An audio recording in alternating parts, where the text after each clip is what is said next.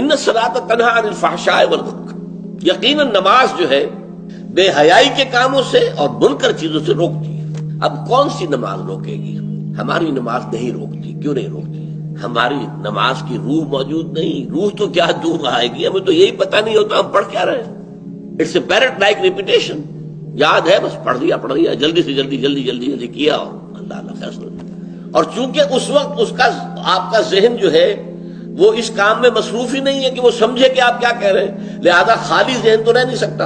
اس وقت آپ کے ذہن میں سب مسائل آ جائیں گے، دکان میں فلاں چیز کم ہو گئی تھی، مجھے خرید کے لانی تھی، فلاں معاملہ یہ تھا، فلاں جو ہے جو افسر نے وہ فائل کے بارے میں کہا تھا وہ ابھی تک تلاش نہیں ہو سکی ہے، وہ کرنی وہ آ جائے گی۔ اس لیے کہ دماغ جو ہے خالی نہیں رہ سکتا۔ جب آپ کا دماغ نماز کے اندر انوالوڈ نہیں ہے تو ویکوم رہ نہیں سکتا اس دماغ میں، پھر وہ چیزیں آپ کی آئیں، اسی کے اوپر آپ کھڑے ہو کر زبان آپ کی پڑھ رہی ہوگی اور